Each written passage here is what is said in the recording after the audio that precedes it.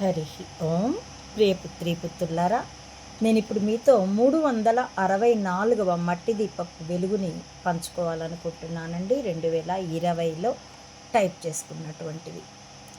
జీవుడు తన పురాకృత పుణ్యపాపాలని స్వర్గ నరకాది లోకాల్లో అనుభవించాక బ్రహ్మ జీవుడి ప్రారబ్ధాన్ని నుదుట వ్రాసి సంచితాన్ని చద్దిమూటగా ఇచ్చి మర్త్యలోకంలోకి పంపిస్తాడు.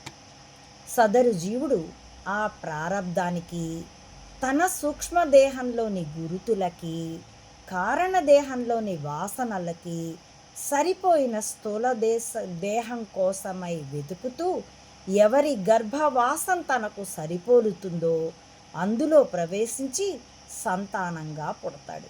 అది బల్లి, నల్లి, పిల్లి, మనిషి, ఏ దేహమైనా కావచ్చు. అచ్చంగా మనం రిమోట్తో ఫ్రీక్వెన్సీ హెడ్జెస్ని వెతుకుతుంటే ఏ ఎఫ్ఎం రేడియోనో ఏ టీవీ ఛానల్లో కనెక్ట్ అయినట్లుగా అన్నమాట.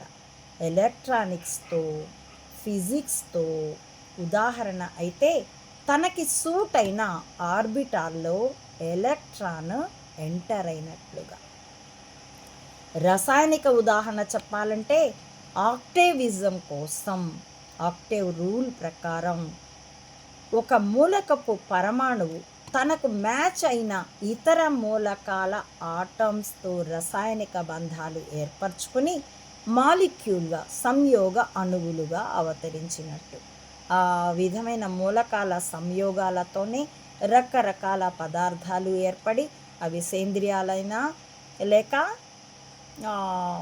మెటలిస్టిక్ అయినా, ఆర్గానిక్ అయినా ఇన్ఆర్గానిక్ అయినా, ఆర్గానిక్లో కూడా ప్రాణం ఉన్నవి అయినా ప్రాణరహితమైనవైనా. కాబట్టి ఈ విధమైన ఉదాహరణ, అందుకే ఫిజిక్స్ ఆధునిక సైన్స్ ఎంత అడ్వాన్స్ అయితే అంతగా ఆధ్యాత్మికతని వివరించవచ్చు. కాబట్టే ఎక్కడ ఆధునిక సైన్స్ టెక్నాలజీ ఎండ్ అవుతుందో అక్కడి నుంచి మన ఫిలాసఫీ మొదలవుతుంది అని కూడా ఒకసారి స్వామి వివేకానంద అన్నారు. అందుకే కర్మశేషాన్ని నాశనం చేసుకుంటూ నిష్కామ కర్మయోగం ఆచరిస్తే గురుతులు ఉండవు, వాసనలు ఉండవు. అప్పుడే జీవుడు ముక్తుడై పరబ్రహ్మమై భాసిస్తాడు. అందుకై సాధన చేయమంటుంది హిందూ జీవన విధానం.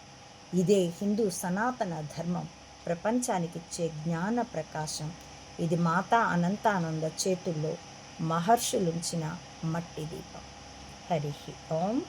ప్రియపుత్రి పుత్రులారా, నా ఈ వీడియోల కంటెంట్ మీకు నచ్చితే, ఈ మట్టి దీపపు వెలుగు మీకు హాయినిచ్చితే please support Ammaodi Mata Anantananda. Please support my channel. Thank you for watching.